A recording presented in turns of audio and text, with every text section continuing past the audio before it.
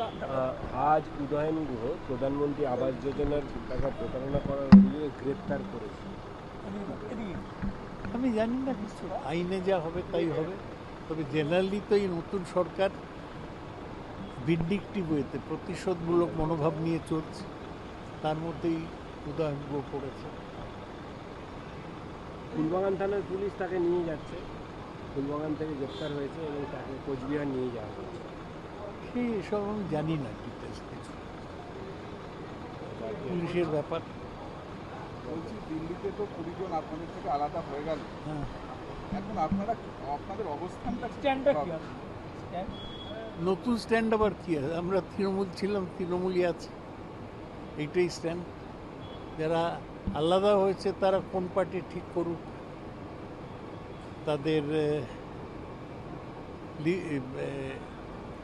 পার্টির নাম কি, এনসিপিআই না ককরোচ জনতা পার্টি, আমি জানি না, সেটা বোঝা যাবে।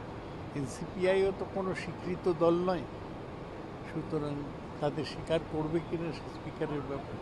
ফলো করুন টাইমস নাও খবর।